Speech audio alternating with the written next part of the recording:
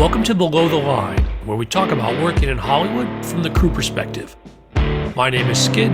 I'm a former assistant director and your host. Quiet on the set. It's award season at Below the Line, and this is the third of 12 planned episodes, where panels of film industry professionals discuss the nominees in their category of expertise. Today, we're talking about visual effects, and I've got two returning guests. Kent Secchi, your visual effects credits include The Matrix Revolutions, Superman Returns, and Iron Man. Nice to have you back. It's great to be back, Skid. Also returning to the show is Chris Batty. Chris, your credits include A Wrinkle in Time, Creed 2, and Aquaman. And you're a member of the Visual Effects Society, abbreviated as VES, which is the visual effects equivalent of SAG or the DGA. Nice to see you again. It's great to be here. Thank you. Glad to have you both here. Listeners, before we get started, you can learn more about these guys by going to imdb.com and searching for Below the Line. Every episode of the podcast is listed there with my guests, and a click on their names will take you straight to their credits. Okay, the 5 2023 films nominated for visual effects are The Creator, Godzilla Minus One, Guardians of the Galaxy Volume 3, Mission Impossible Dead Reckoning Part 1, and Napoleon. We're going to discuss them in that order, and spoilers are possible, so consider this a warning.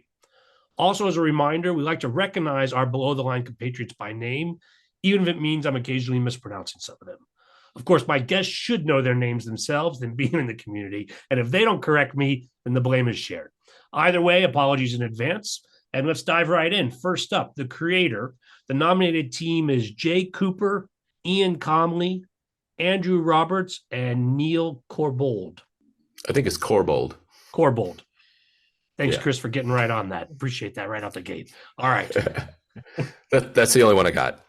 Well, and as we'll see, that one's coming up again. We'll see if I get it right next time. Yeah. But, let's dive right in. What do you guys think about the visual effects on The Creator?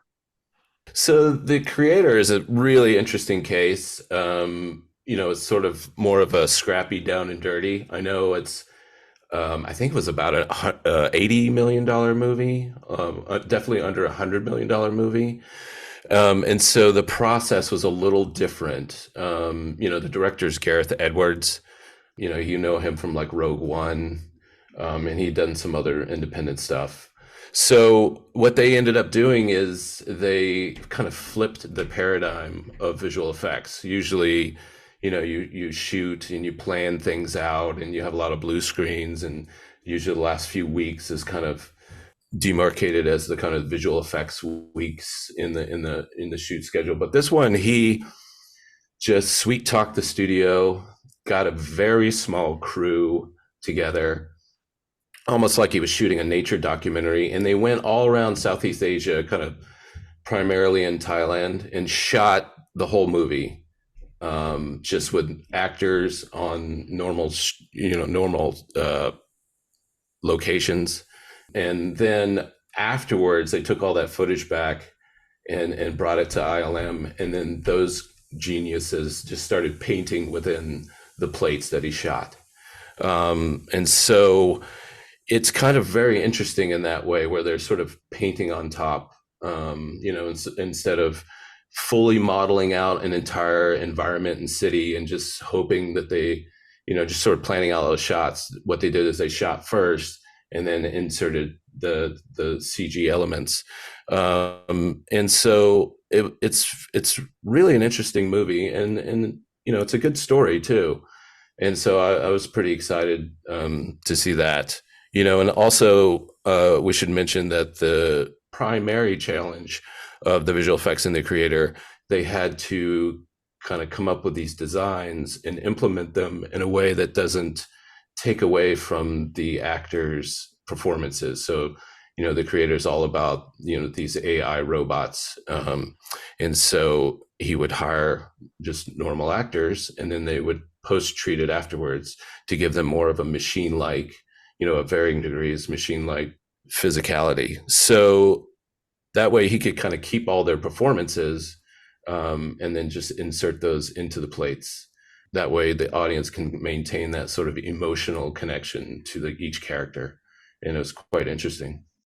So I think the creator is a great example of like sort of modern VFX work and it playing a role, but in helping support the story. It's almost like you took all of Gareth Edwards' experiences of making monsters as an independent feature and what he did in Godzilla and Rogue One, and it combined it all in this run and gun style photography. They even famously shot with a prosumer grade $4,000 mirrorless camera, the Sony FX3, and they used that so that he could actually shoot a lot of the photography himself, along with the DP Oren Sofer. And they had a very extensive and very crucial time with Greg Fraser before they actually shot the movie, where he was acting as the DP. There was a scheduling conflict. He couldn't follow through and finish the film or actually go on the photography shoot.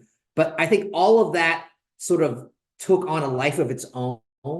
And it's almost like the movie is Rogue One meets Ex Machina in terms of like how the VFX that were being used. Like in Ex Machina, even though that had nothing to do with Gareth Edwards, it was all about the performance of Alicia Vikander, and the VFX supported that performance. And in the same way that Chris had mentioned, the designs of the robots of this half human, half robot all sort of met. They felt very human, minus the back of their skull and sort of little nuances that caused them to be, oh yeah, they're robots. Like you can see through their head with this giant hole in the back, that sort of gave you the machinery of who they were. And so that was a case of where they used that style of shooting, that run and gun, long takes, and sort of fit in. And thematically this year, with actually a lot of the VFX nominees, it's a different year. Sometimes you find themes in the year, and this year's theme was let the filmmakers do what they want.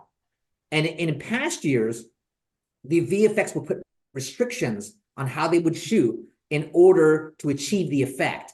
And I think if you look at this film, Napoleon is also very similar in its use of practical effects. Godzilla is actually, even though there are heavy VFX in Godzilla, the VFX supervisor is also the director of Godzilla. So there was this idea or concept of filmmakers being creative and the VFX dealing with the results. And this is definitely a case where if you listen to interviews with the VFX artists or the VFX supervisors behind, in between the lines, there's questions like, oh, well, Gareth Edwards, the director, is super experienced in visual effects, therefore he must have made it easier. And the answer is almost always, well, yes and no. He knows a lot, therefore he's going to try and do a lot of things, which makes our lives harder. At the same time, he knows a lot that helps us in sort of how we shoot things and put things together. So I think that combination of know-how, scrappiness, $80 million budget as opposed to a $200 million budget, it looks like a $200 million movie. There's no question when you watch that film. It's an original sci-fi film that does a ton of world building, but almost all the shots on the Earth are practical plate shots. The only place where it gets super CG is when they go up into the Nomad space station. All of those backgrounds are CG. And in that case, they designed and built that CG environment and used their LED screen to sort of light the actors and to add the realism to those shots. So again, a great use of technology, but still trying to ground it in some practical way. And the LED screens have now become the vehicle for that. And that, I bet that Greg Fraser had a lot to do with that, since he had experience with the LED screens on Batman. So last year on Batman. So I think there's a lot of great and impressive sort of VFX work in this film, and that's it's the quality across the bar in this film is very high in terms of its realism and what it did with the robots. Yeah, indeed. Yeah, it is almost like two different processes, right, Kent, where the Earthbound stuff is kind of using the sort of like shoot first and kind of fill in the plates as is. And then the back end, sort of climactic stuff in the space station is probably a little bit more traditional. Right. They had to design the space station before they shot it with the LED screens, or else they wouldn't know what they were going to shoot. I mean, it was incredible. If you look at any of the behind the scenes stuff, like even like the factory is a practical factory that they shot inside of. And then they just augmented that with additional CG elements. Sometimes, like you said, pasted in 2D elements just to make the background look a little more high tech. So they were very smart in how they approached all of that world building, considering their budget and sort of where they were sort of with like trying to stay within that budget. And I think that was super smart. the design by James Cline cannot be discounted either, because I think that played into how they could shoot the movie the way they wanted to. Like, he made everything grounded in his designs of like the world, and so there was always some part of it that could be shot practical. You know, even the LA stuff, maybe the foreground freeway was practical, and then beyond it was a giant crater from the nuclear bomb explosion. Right. You know? Yeah. It's interesting too, like kind of watching one of the interviews with Gareth Edwards about him trying to convince ILM on a way of working that might be cheaper. Because usually their usual process is they'll model an entire environment out to the bolt, like just super, super detailed. And they do that because normally you have a thing and then you go to shoot and then the director changes his mind, like, oh, let's shoot this way. And then ILM's like, no problem. We have the whole thing. Yeah. We have it all completely modeled. So what Gareth wanted to do is shoot his plates first. So he did that. And then he said, all you have to do is fill in these 3 shots with this thing. And then so all you have to do is simple geometry and just sort of project like some texture or painting on top of that. And it was very much against their philosophy. And they're kind of like, I don't know. But it, you know, and at the end of the day, it's faster to do that. And so you're not kind of developing a certain asset or environment for like months or weeks. You only see it for a short amount of time. And then, but here they only build what they need and then they can move on.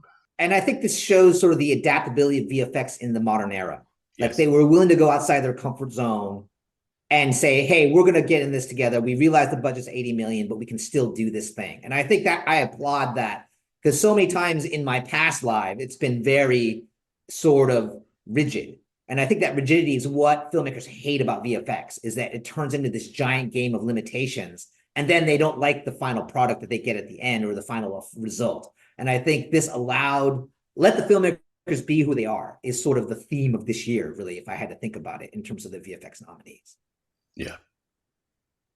Well, that's going to take us to our next nominee, Godzilla Minus One. And the nominated team is Takashi Yamazaki, Kyoko Shibuya. Yeah, that sounds right.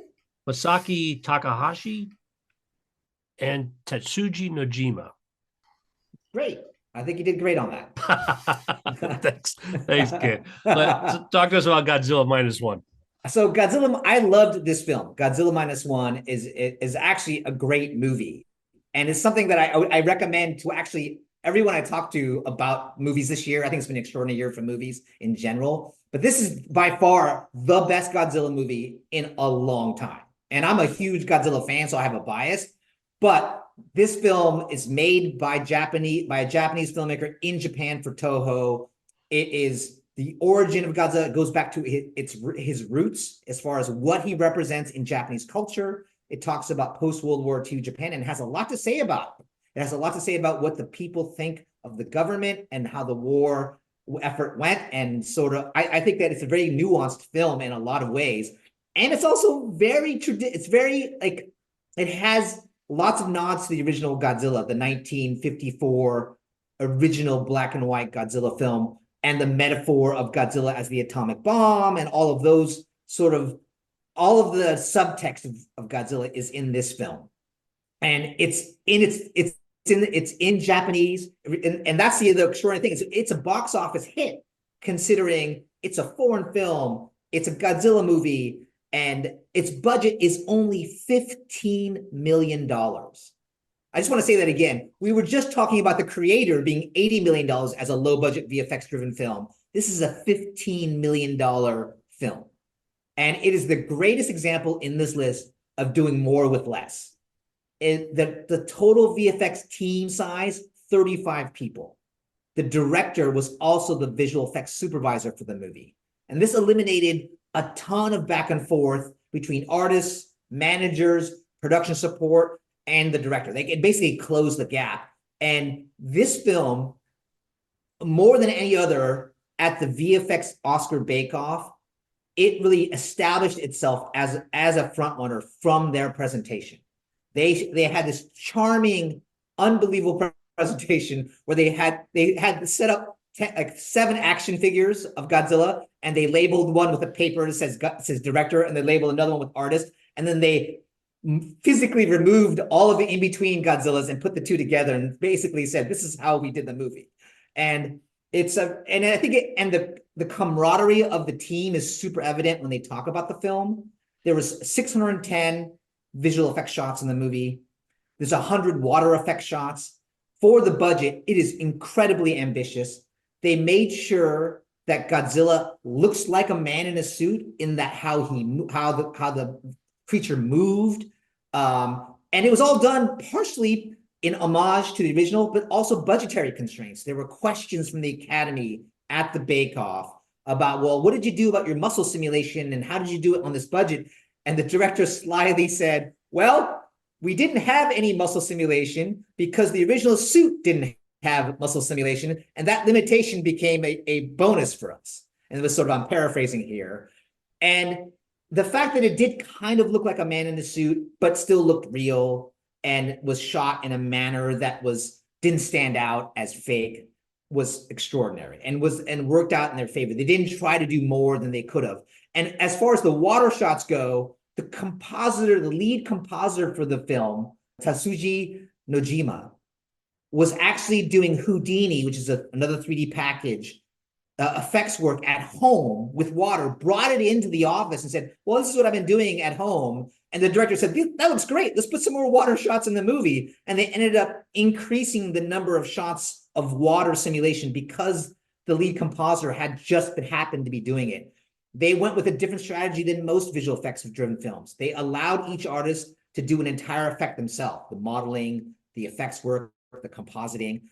In today's age, most larger visual effects driven films are specialized in like allowing, there's the modeler, there's the effects artist, there's the animator, there's the rigger, and there's the compositor, and there's the lighter. Like they're all separate. And in this case, because they were smaller, they had to be scrappy, and they did all of this work with these 35 people. I love this one too. It felt more like sort of post-war family melodrama that was interrupted by a monster movie, you know. So both the human story and the Godzilla story, they're intertwined and they're both great, and you care about the characters. And so I think, you know, again, visual effects all in service of that. And I think having the director, the same person as the visual effects supervisor, in this case is a great service because he knew exactly what he needed. He knew exactly the story he was trying to tell, and it all kind of fed into that. And Kent, you're right. I mean, it does harken back to the old golden age of Godzilla in that the movie does a great job of sort of riding that line between sort of the old school miniature guy in suit effects Right. and the modern sort of photoreal, you know, disaster film effects, right? So it totally rides that line where sometimes you look at a shot and it's like, oh no, that's a real battleship out there, a real Japanese destroyer. But then when Godzilla shows up, it kind of feels like he's tossing boats around in a bathtub. Yeah, a little bit, right? But not quite. You know, it's like riding that line, and it's like, it's just done really well. And even his design, you could tell they looked at the old Godzilla and the way his arms are. It's a guy in a suit. It just the proportions of it. It's not like a real monster with the tiny little T-Rex arms, right? It's like he's got real shoulders, you know, and it both like thematically it makes him look stronger because he's kind of big, bulky monster, but then also, you know, it just sort of gives you that little tinge back. And then sometimes when the buildings fall apart, it kind of feels like a miniature, but it's so much more complicated. Yeah, and there's so much more more detail in the building collapse that it has all the simulation that makes it look real. And so there's this weird thing that happens in your brain where you know it's, you know, inherently it has to be fake, but there's a part of you that believes it. And in the context of the story, it really works. It just is something that, like, the music comes on, the old Godzilla, they use the old score. That's right. And as soon as the score came on, I got chills, you know, and maybe it's just my childhood of knowing those films so well, but as soon as the original score kicks in, it really has an effect of bringing you back to that time and those movies and what they meant. I think the way that they portrayed the atomic breath, it is an atomic bomb blast. Like that is, it literally becomes a thing. So it's an event. When he unleashes the atomic breath, the fins actually protrude, they sort of click out, and then there's a big buildup. And they set this up for the end of the film where there's some time before he's going to be able to do it. And it creates this dramatic tension in all the shots that this thing is going to happen, and I think that it was super effective. There's this funny moment when the VFX team was talking about the limitations, and would say things like, well, we had intended to have a huge hydraulic gimbal for these ship shots, but we only could afford this little piece, and it's literally the railing and a deck. and so they showed the shots, they have the before and after of they're on this ship that's being buffeted by waves, and the actors are hanging onto the railing and moving back and forth, and then they show the actual behind the scenes footage, and the ship is static, the railing is static, and they're literally Star Trekking against it with the camera counter moving to it, and it's that kind of ingenuity. Or there's a jet fighter at the climax of the movie, and they said we were going to get a gimbal and have the cockpit inside this gimbal, so we couldn't afford that, so we got the 4 strongest people on the crew to basically move it, and they show them like with sticks moving the whole like, apparatus. And it's like that kind of ingenuity and scrappiness, I think, is the heart of visual effects, really, of like what it means to like make movies and to like solve problems. And I think it has a real shot. I think that like there's a charm to this movie. There's a charm to the team that presented this film, and it is also garnered extremely great reviews, and it's a box office hit. So I think once all of those things align, people are talking about this film in a way that no other Godzilla film gets talked about.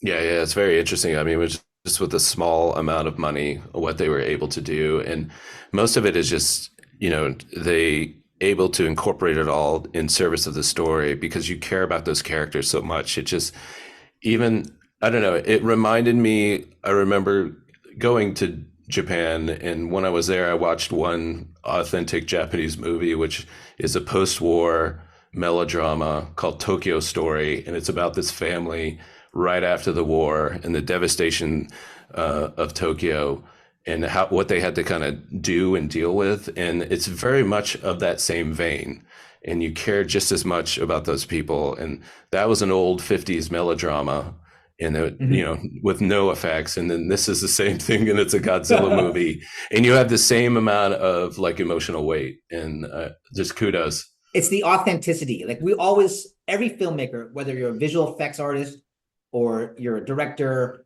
or an actor, is trying to mine authenticity. And in this film, it oozes authenticity in a way that other Godzilla films have not. Yeah, correct. Yeah.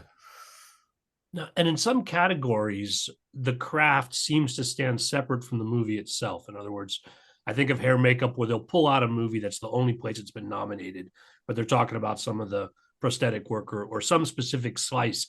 Here, you guys seem to be suggesting that how the movie turns out overall, and how visual effects is trying to integrate with this overall story, maybe carries more weight than it might in some other categories. And is that a good thing or a bad thing? I mean, people are going to vote the way they want to vote for whatever reasons they have, but maybe that's actually a feature here and how it integrates with these other story ideas. I think, it's a monster movie, but like you genuinely care for the characters. So it makes, when Godzilla attacks, it even though looks kind of like a guy in a suit, even though that's there, you care about the characters. And what Kent's saying with the gimbal on the ship and they're getting tossed around, you care about them and you don't want them to get injured. And so it just makes it all that much more exciting and integrated. I think visual effects can often be the most unpredictable category in the Oscars, partly because it is a case where the expertise is difficult to sometimes ascertain what's real and what's fake and what's done as a visual effect. And the movie does carry it at times. And that's why you have upsets. There are years where there's like, if you compare like the Visual Effects Society Award winner versus the Oscar winner, it's different. And I think it's because of that. I think that there are times where the quality of the film carries it. And I think I don't think that's necessarily a bad thing. Because part of it is the visual effects are so integrated into the film that it creates a complete experience. Yeah, and I think so, and that's why this year is pretty interesting, because we have all the nominees are pretty good contenders for the award. Yeah, We're I like think lately, yeah, last year we had Avatar, yeah, and so you're just sort of like, well, that's great, but and then you have all the other nominees, and you're like, well, those are great movies too, but there's just no chance, you know. So this one is really interesting because they all have slightly different philosophies, slightly, and hugely different budgets. right. Um, but they're all kind of doing things to, hopefully integrate into the story. It's that whole thing when, if you see I mean, it's any discipline, but with visual effects, if you see a visual effect, it's a visual effect, then it kind of takes you out of it, and the jeopardy is gone, or the tension is gone, and it ruins the experience. All right, well, let's compare that to the next film on our list, Guardians of the Galaxy Volume 3. And the nominated team is Stefan Soretti, Alexis Weisbrot, Guy Williams, and Theo Balick. Teo. I think it is Teo. Teo. Yeah. And you think it's Balick, or is that wrong as well?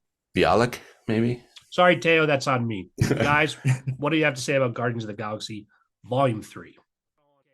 So with Guardians, I really like this movie. I think it's a good closure to the trilogy. And it's an interesting movie in that it's primarily Rocket's story, who is a raccoon. And so you need to have emotional weight.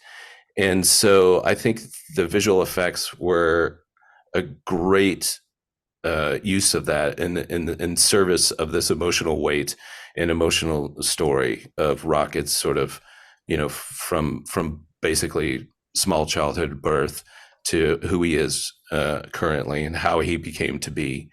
And so I know at the beginning of the production, what they ended up doing to tell his story and the story of his friends, and so how he kind of came out, they just went to a simple motion capture stage, which is the stage where it's basically blank, and all the actors are there with their suits and dots. And so they acted out all the scenes just as humans, as actors, to get that performance there and all that emotional weight with real actors.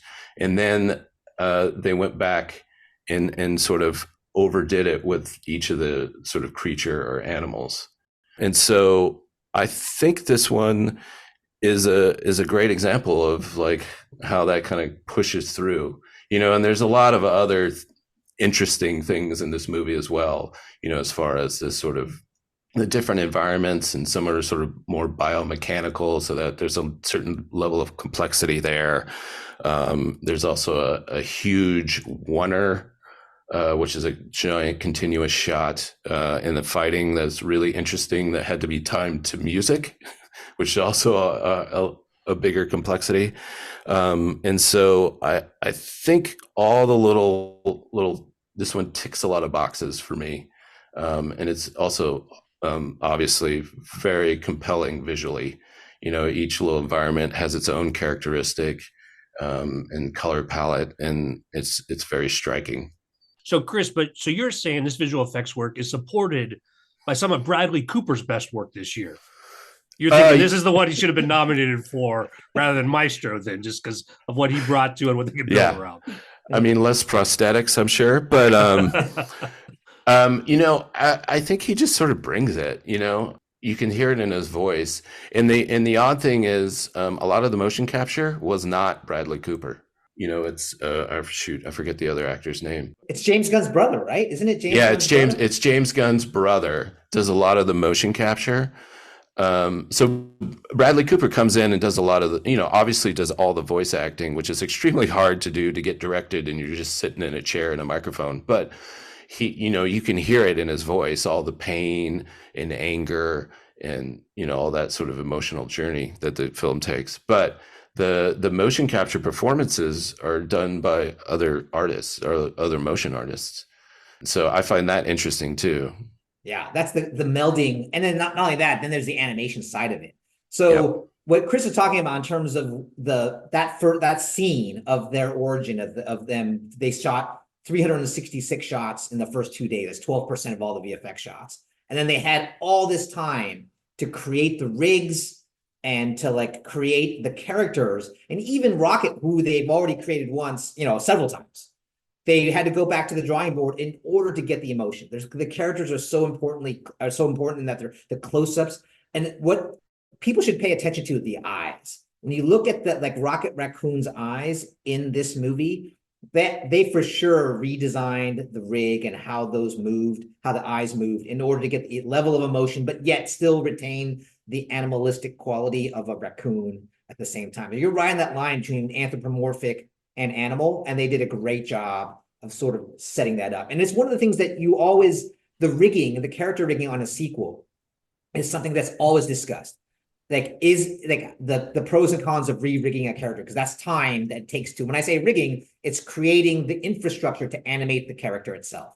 And new technologies come up, new needs on the show come up, but at the same time, the old rig has all the old like knowledge and know-how that went into building that and animating that character that now you're going to throw away and redo.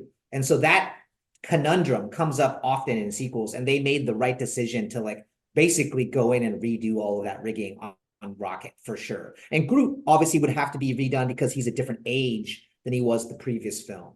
And so this movie represents the Marvel edition. Every year since I've been involved with visual effects and Marvel's been around, they've had at least one film nominated for best visual effects. This is their entry for this year. They have yet to win it though. Marvel has never won best visual effects. And even though it's been nominated probably more times as a studio than a lot of other ones, but they've never won. And this is sort of their swan song for Guardians of the Galaxy. It'll be interesting to see if that can garner, the award. And it's in the running for sure. As there's 3,066 shots in the film. It's probably one of the higher budget shows. It features as Chris said, every aspect, environments, character work. There's a scene with like 600 furry creatures escaping the ship. Like those are all like 600 creatures that have to be animated, built, rigged, and animated and surfaced and lit.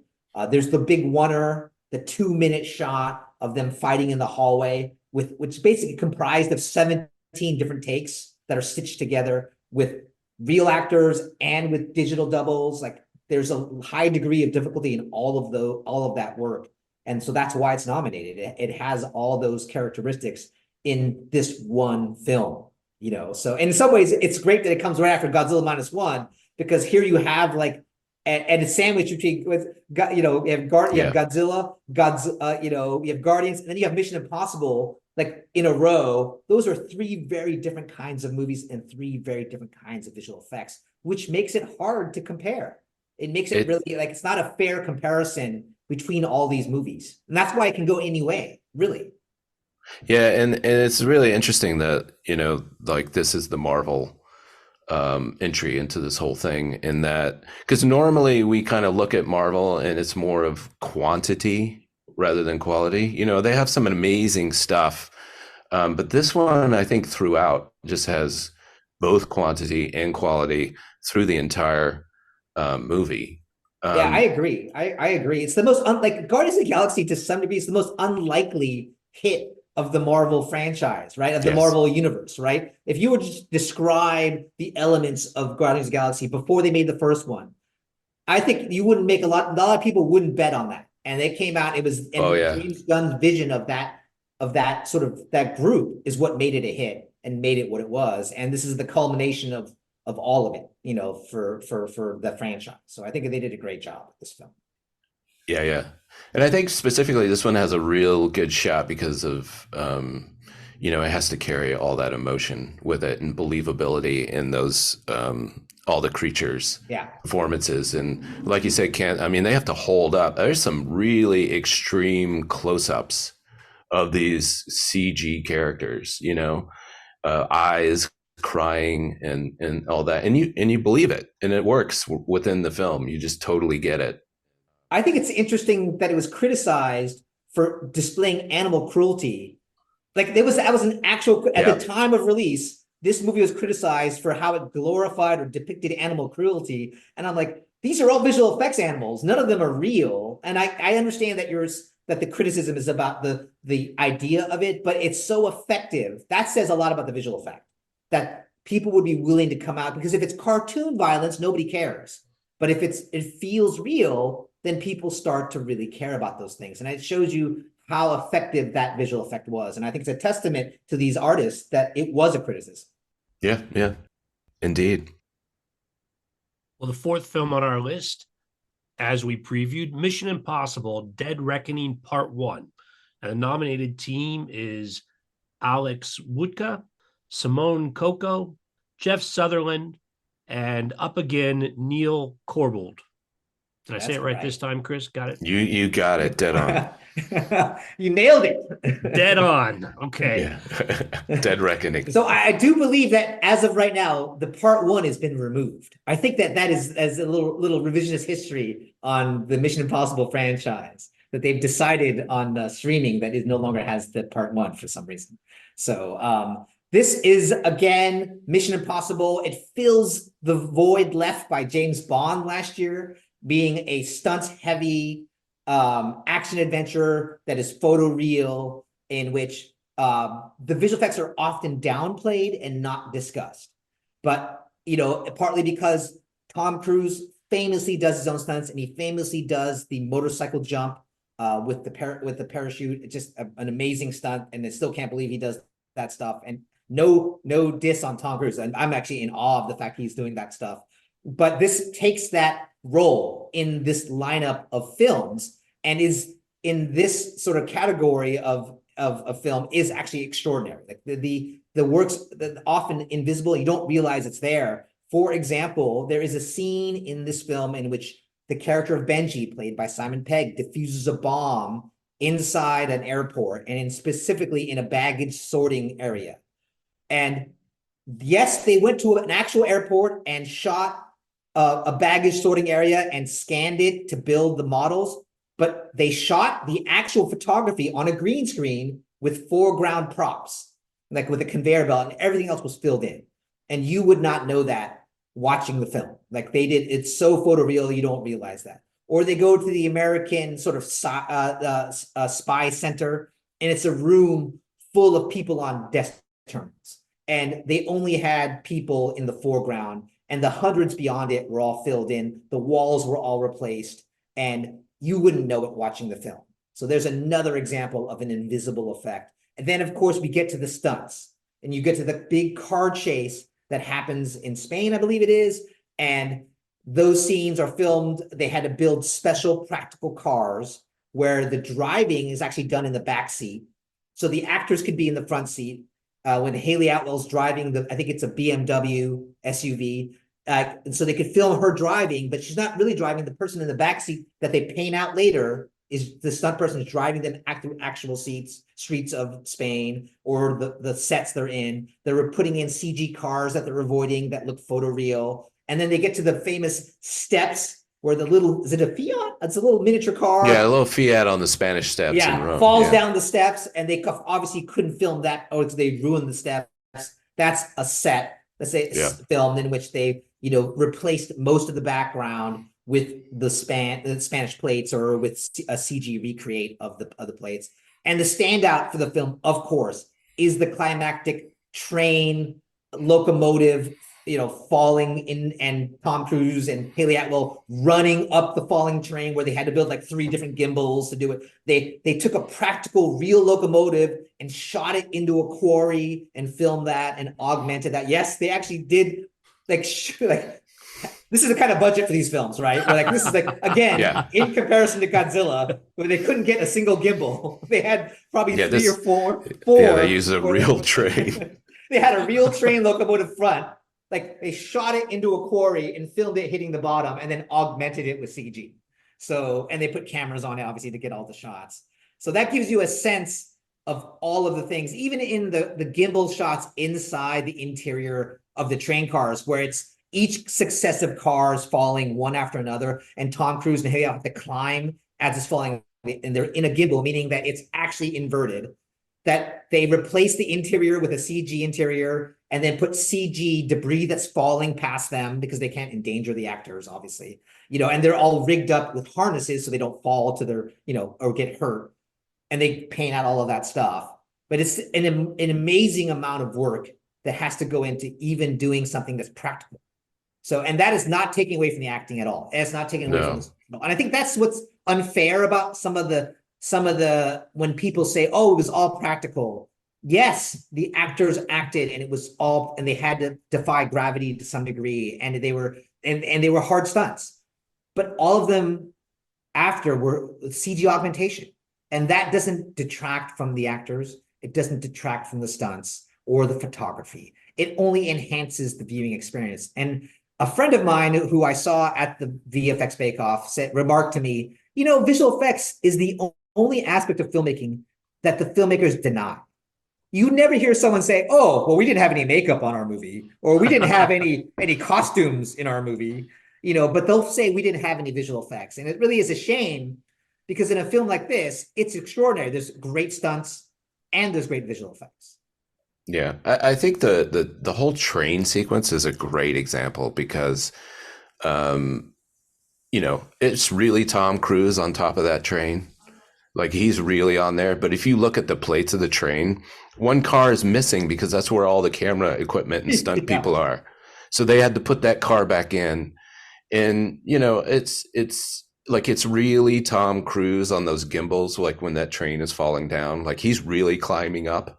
Yes. But like the piano's fake, they're not going to throw a grand piano at Tom Cruise. No matter how good he's at stuff, they're not going to throw a grand piano at Tom Cruise. No, but he's how much he asked for it. He's throwing the piano. Like, no, someone else is going to overrule this. I think there's going to be some insurance guy on the set going, I don't think so.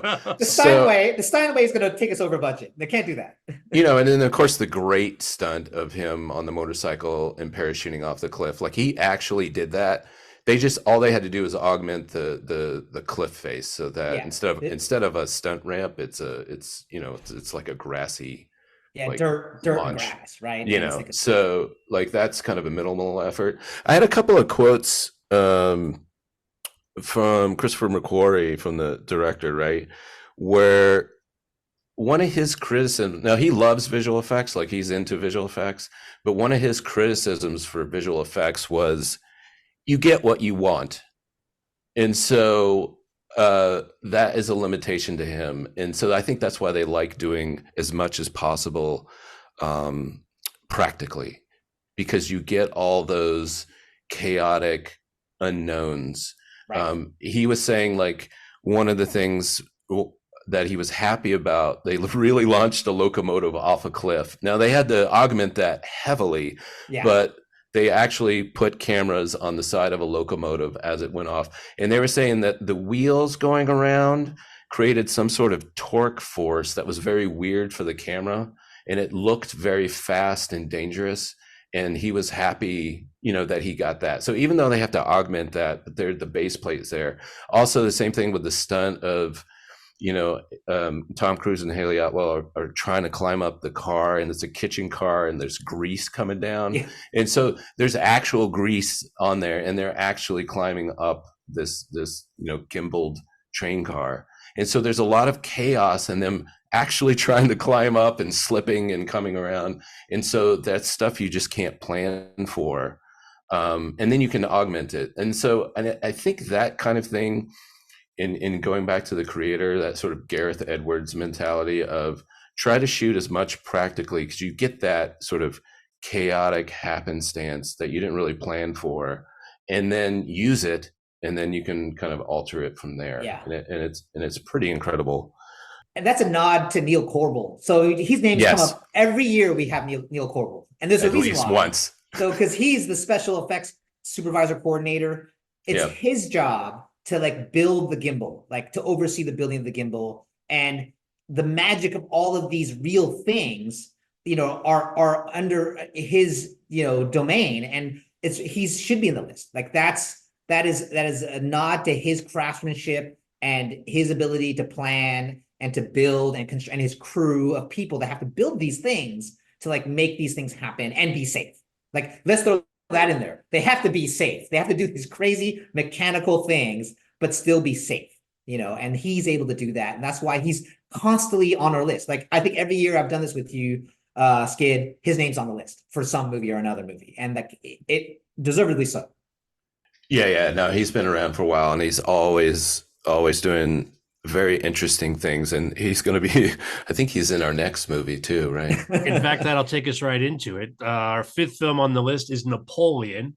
Nominated team is Charlie Henley, Luke Ewan, Martin Fennelly. Oh, I made a mess of that one for sure.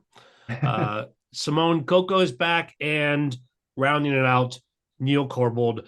That is Simone's second and Neil's third nomination this year, and I do wonder which teams they're going to sit with. Conversation for another podcast. For this, let's talk about Napoleon. Yeah, with Neil Corbould, though, you just wonder who's going to sit with him. So, yeah, so this is an incredible film as well. I mean, it's a very long film, and it's a very beautiful film. I mean, it's Ridley Scott, famous, very famous director, of course. And so he's famous for drawing his own storyboards. So he has a design background from way back when. And so he's very meticulous. So he draws his own storyboards, and is always kind of seeking out to get a specific vision. And a lot of Napoleon was based on, some of the imagery was based on these old, like 19th century paintings. So it has that feel to it in that sort of historical context. And then just bring up Neil Corbould again. This is an amazing film because, again, you have to work, just like Mission Impossible, you have to work hand in hand, both the special effects, the physical effects, and the visual effects, the CG stuff. And so they had to kind of work in unison. One of the examples with Napoleon they're talking about is like the cannon fire. So Ridley really wanted to see smoke come out of those cannons on set. And so Neil Corbould came up with a whole system, I think using like baby powder. It's talcum powder. Talcum powder. But I mean, it's the same kind of thing. It's the same thing, right? So so they would at least have an effect, something coming out of the muzzle of the cannon that they could shoot. And then, of course, the visual effects companies, whether it was ILM or whoever, had to come back and sort of augment that to make it, powerful and actually see the cannonball and all that stuff. And so this, again, is a beautiful film. In the VES world, this is nominated for supporting visual effects, which is a little bit arguable because I think it's a little arguable on this one. There's over 1,000. There's over 1,000 shots in this one, but it's again, it just kind of it's all there to support the story, which I think it does beautifully well. Like, you believe you're in early 19th century France, right? One of the other sort of anecdotes they were talking about is, augmenting the environments. So they would shoot in these beautiful old homes, in rooms, that were all 18th and 19th century built. And so they were not allowed to use candles, real open flames, because they had all these old paintings and such. So Neil Corbould came up with another ingenious thing, was using tiny little LEDs on top of each candle. And it was so convincing with both the color temperature and everything on film that when it was sort of in the background and kind of out of focus, they just left it. But then the CG artist had to come in and sort of augment the flame and make it real flames. So they photographed real flames to put in all that. So then you get that feeling of almost like in Barry Lyndon from Stanley Kubrick, which is famous for using available light. You get that same kind of sense that, it's not very fake. It feels like real candlelit rooms. And so I found like that was pretty impressive too. And there's so much more. I mean, they had 100 real life horses on set, 300 men at times. So 11 cameras shooting simultaneous, 14 practical cannons firing talcum powder. They figured out, like Neil Corbould figured out how to explode the ground underneath actors without hurting them. So those shots in the big battle in which a cannonball hits a guy, and the ground underneath him explodes and he dies. That actually was shot. A lot of that was shot practically, and they had come up with a system that would be, not obviously not hurt the actor. So like that's a pretty big innovation in my mind in terms of it's risky, and two, that you figured out how to do it without hurting somebody is an incredible feat unto itself. So hats off to Neil Goldblum. I think it's Blenheim Palace in Woodstock, England. They use that to substitute for the Kremlin and Tuileries Palace in France, where because we really wanted to shoot practical. Again, let the filmmakers be who they are. Shoot practical and replace after. And those are fairly, if you know anything about architecture, those are very different architecture to use for the same set, the same location, yet they did that. I think one of the standout effects, which is not talked about that often, which I think should be talked about, is the burning of Moscow. Those shots, when that happens, it looks amazing. And it reminds me a little bit of 1917, the night shots when the main character is in the city that's on fire and getting blasted. They're beautiful, and Roger Deakins had shot that, and it's like stunning. In the same way, it reminded me back of those scenes in 1917. I thought that was an effective visual effect. The battle of all the battles, and there were many battles, the Battle of Austerlitz is amazing. It's the one where Napoleon has tricked the enemies onto the ice and then blows up the ice and they fall through. It is stunning. All of the underwater shots are great. It's a great blend of practical and visual effects and plate photography. It's super well done. I also think one of the interesting things, this is the first movie I've watched from this time period where the strategy of how to fight is very clear. Like you really see, like Waterloo is a great example where the British soldiers come down and they form a square, and then the French soldiers are circling them on their horses, and they're shooting. The square is shooting outward at the French soldiers. I had never seen that before. I guess I'm not a big history buff enough to know the strategy there, but it was interesting that the visual effects allowed that to be very clear. And I thought that was an interesting part of how the visual effects supported the film in terms of showing battles in the way that they were fought. There's been a lot of talk on the internet when it came out about how inaccurate the movie was in a historical inaccuracies, but I think the battles were pretty accurate in terms of the strategy. They worked very hard, it appeared to me, to get the strategy of the battles to work. And I thought that was a very interesting aspect of watching the film. And you don't think about the visual effect. You're just watching the battle happen, and you're sort of thinking about what's happening, not how they achieve the effect. It's in this year's categories, it's very similar to All Quiet on the Western Front. So All Quiet on the Western Front, World War, a different war, obviously, than the stuff that's happening here. But I think in the same way that it occupies that space, and we've talked about how these other films occupy different spaces in this year's Oscars, and I think this one occupies the space of All Quiet on the Western Front, and that the thing that is highlighted, it really is the battles more than anything else. And in sort of reading about how Ridley Scott referenced 18th century paintings, especially the shot of the Sphinx, in which Napoleon sees the Sphinx and he's writing a letter, and there's like a voiceover of him talking, in his letters back to his wife. It's actually an exact sort of composition from an 18th century painting. It reminded me of how when DreamWorks was trying to make Gladiator, they wanted to woo Ridley Scott to direct it. They pulled out an 18th century painting of the Roman Colosseum, of the decision of whether or not to kill or spare one of the gladiators, and that hooked Ridley Scott.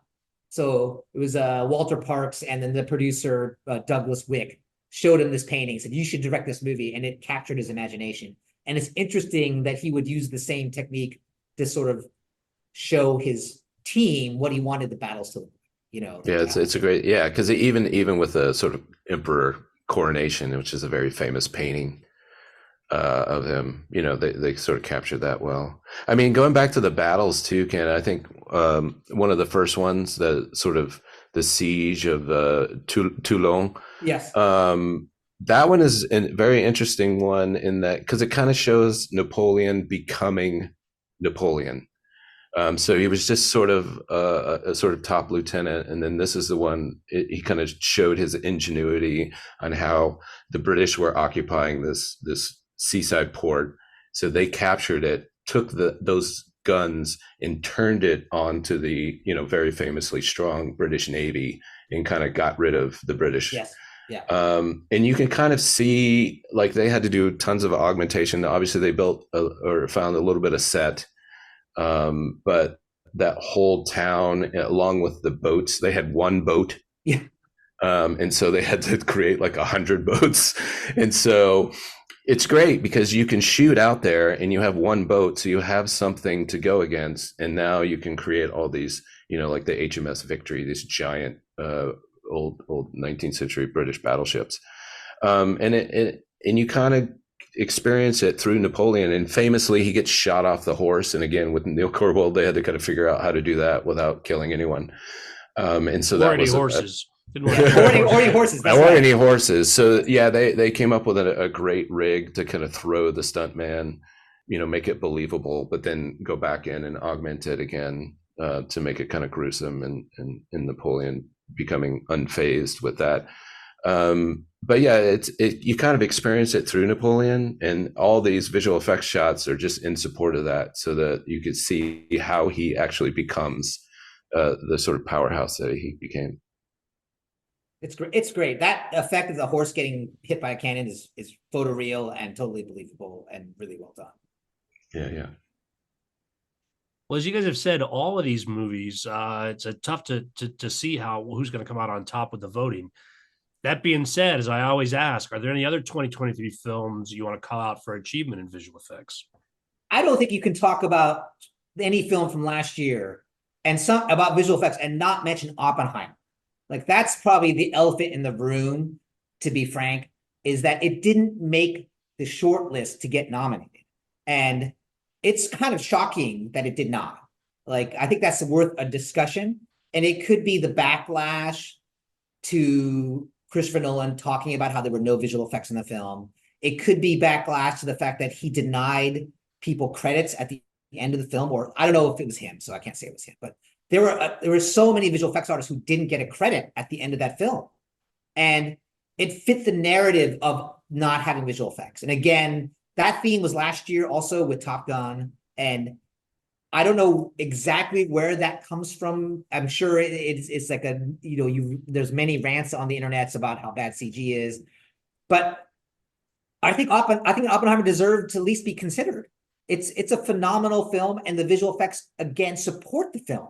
And they show the atomic bomb blast in a way that's not traditional, and the use of practical special effects for the atom, and the way that Nolan's used special effects and visual effects is actually really great.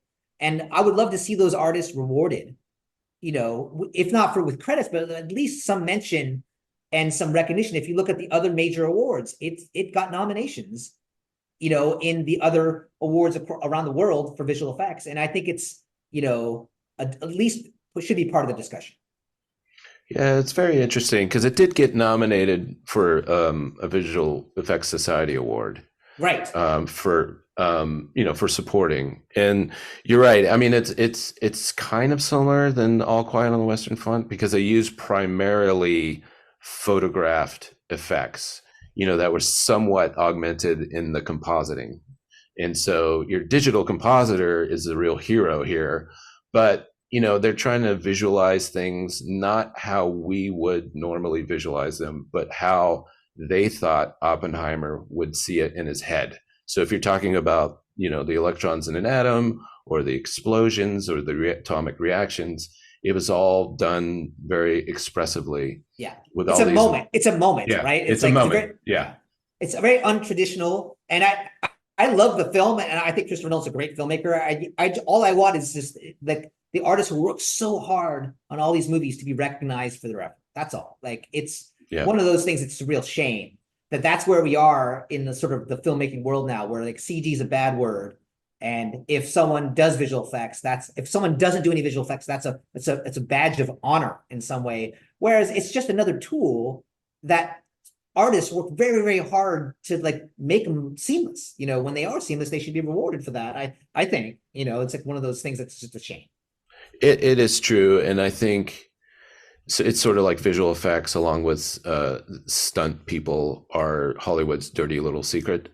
And sometimes I think it's easier if you're doing if it's a big movie and you want to be taken seriously and it's a serious drama, don't have stunts and don't have visual effects, because Yeah, maybe that's what it is. and I think that might have part way to do with it, is if you want to be taken serious as a filmmaker, you're not doing, guys in rubber suits and CG things, and you know what I mean? Yeah. So maybe it's partly that, and it probably a little overdone and misguided.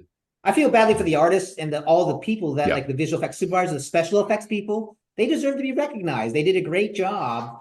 And no knock on the movie, no knock on. I think I understand Christopher Nolan is a fantastic filmmaker. He has to be to balance all of these things to create the movie he did. I just wish that the movie just could be perceived as an overall cinematic journey that used every tool, because I think it did. Like, that's the truth. Like, that movie used every tool. Barbie used every tool. Like, it's funny, Yeah. Barbenheimer, in my opinion, those two movies were the best of Hollywood. It really, in a lot of ways, like they bucked a lot of trends, they innovated, but they also used practical things. And there's a lot of great acting in both those films, and there's a lot of great filmmaking, production design. And I think the visual effects helped those two movies be great. And I just wish that they were a little bit more recognized than they got, that's all.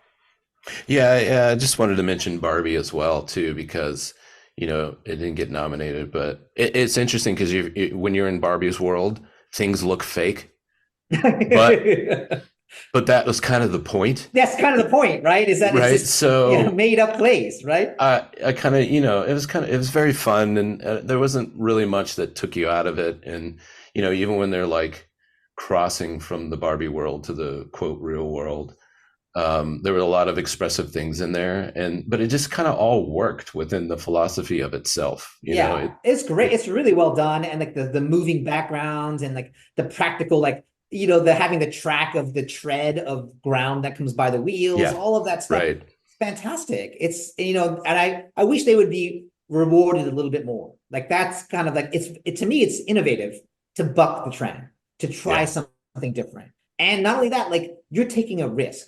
I applaud the people that take risks and try things, because like it's not easy to be out there. And that's why Greta Gerwig's amazing for making that film to some degree, because it's a risky film and she owned it. And Margot Robbie owned it. And I love that. And I think that's what we need in filmmaking to keep audiences coming back, is risk taking. And along that same vein, I don't know if I could just mention real quickly, Poor Things, because it does try to kind of introduce these different worlds in a kind of childlike wonder, because it's from the vantage point of someone who has a child brain. Right. And so it's very expressive, not photoreal, but that's okay, because that's kind of the point as well. And in its own way, it's very similar to Barbie in that way, in the way that you pointed out. Exactly. Yeah. And that's, I don't know, I just kind of like that. I enjoy that. So if you're trying to go for expressiveness, you just sort of lean into that. So the way that Barbie and now Poor Things do that. I think Poor Things is a fantastic film. It's really enjoyable for me. I really enjoyed watching that film, and I think it has a vision. That's the other thing about both Barbie and Poor Things. The directors of both those films had a vision, and the visual effects supported that vision. And that's what's great about those two films, in my opinion. I think, and I agree with you wholeheartedly, Chris. Super cool, expressive, different. It's almost Dali-esque in its portrayal of these other worlds. It's super interesting and just a different take. It's a different take on things that you've seen before, and I applaud it. Well, I think it's very interesting that both of those films, Barbie and Poor Things and Oppenheimer, are all nominated for production design. In fact, that's the episode we've got coming up next in the queue. To what degree do you think the visual effects has gotten absorbed into the production design credit on those movies? I don't know. That's a good question. That is a really good question. There sometimes there is a little bit of a rivalry between the production designer and the visual effects supervisor, and who designs what and at what point things need to be designed. But I would imagine in something like Poor Things, the production designer probably had a heavy hand in all of that. Yeah, I would think so. I think that both Barbie and Poor Things, the production designer is the most responsible for the vision of the look of those things, for sure. Yeah. I think there are times, especially as you get into post, if things get done more in post for some reason, then by that point, the production designer usually isn't on the show anymore. And so it falls to the visual effects department to quote, design things, which I think is hotly debated actually in the film industry. And rightfully so, right? If the production designer is in charge of everything visual in the movie and things are being designed after that person is off, like there is a healthy debate to be had about what is right and what is wrong there, and how to honor the vision of the production designer. Because I think that's what you have to do if you're in that position, is honor the production designer, and because they had a vision, he or she had a vision of what they felt the movie should look like, had the blessing of the director. And so it would be the responsibility of visual effects to carry through on that vision to the best of their ability. Well, the last question I want to ask you guys, and it does go back to the short list you mentioned. This year, I saw Spider-Man Across the Spider-Verse on the list for visual effects.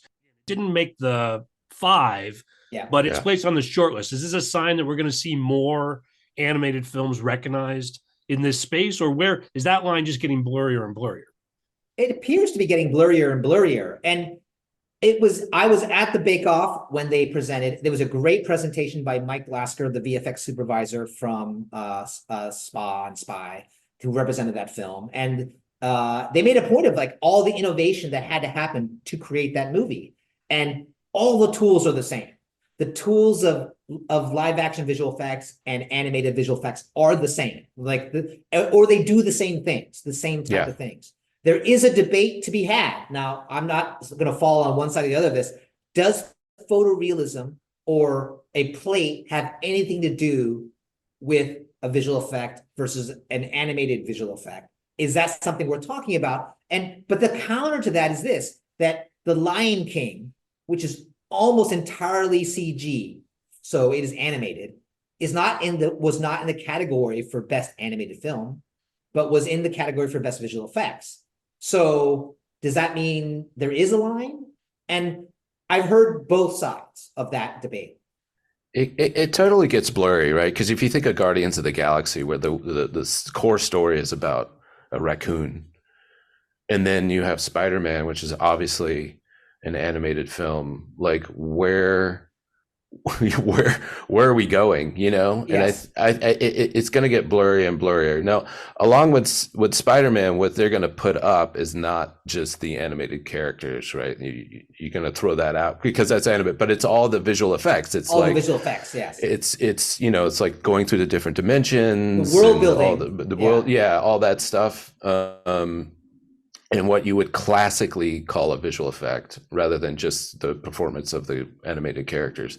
But in Guardians, though, it is the performance of the animated characters that get called. So it gets a little interesting. A counter to that would be this, that last year, Marcel the Shell, mostly live action plates, mostly live action, and I say just with the quotes, not to demean it, Marcel being the only animated aspect of that film was nominated for Best Animated Film. Was it not, or was in the running for Best Animated Film? And I loved Marcel the Shell. I found it very charming, And I don't know if there was that much.